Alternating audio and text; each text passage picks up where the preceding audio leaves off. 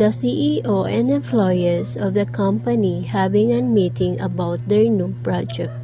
When they are in the meeting, earthquake suddenly happened.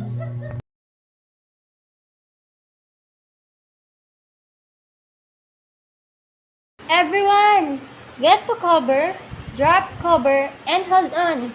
Move away from windows and any heavy object. Everyone, stay calm. Let's get to the designated safe zones. Check for injuries after the shaking stops, and I'll inspect the building for the structural damage. Okay, everyone, please remain calm. John, confirm the safety of the building. Eliza, please check if we have any communication failure. And Christine, please assist the critical operation. John, start drafting a message for our customers about the situations. I'm checking the phone lines and internet. We've lost landline communication, but the mobile network is still working. I'll activate our backup communication system and email all employees to check in. I just checked our backup server are online. We can maintain some business operation remotely, but the office is compromised for now. I informed the team to continue work from home if possible. How is everyone doing? Are there any injuries?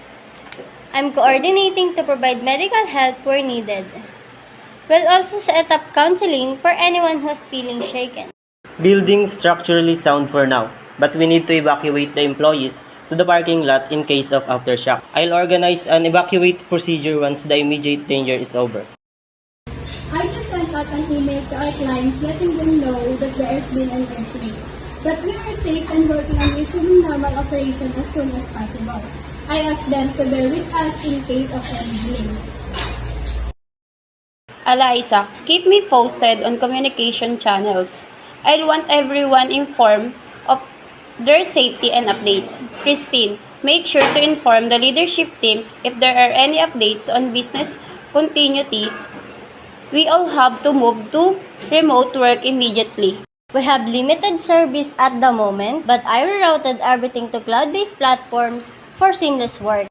We temporarily closed the office for the day. I sent instructions to employees to work from home. I stay in chat with the leadership team for the further operational decisions. Send out another update to clients with estimated timings for service resumption. I'm working on a more detailed message to send once we know more. Keeping the lines open the customer concern. Let's keep communication flowing with all our employees and customers. Our primary goal is to keep them informed. We can't let the crisis derail our focus on quality. So we need continuous updates, customer-centric services, and constant improvement in our communications and operations. I'm ensuring we maintain customer satisfaction even in a crisis. I assure them their concern will be addressed and updates will be frequent. The team is still delivering quality responses. I've organized a virtual meeting for employees to share concern and give mental health support after the incident. Thank you, everyone, for your swift action and professionalism. We managed to keep operation going with minimum disruption, and most importantly, everyone is safe during the incident. We're committed to learning from the experience and improving our preparedness. Our resilience and commitment to quality have been clear throughout this crisis. This is an excellent example for how total quality management for customer focus and employee involvement help us navigate crises without losing sight of our core value. This review and improve our plan to ensure we're even more prepared next time.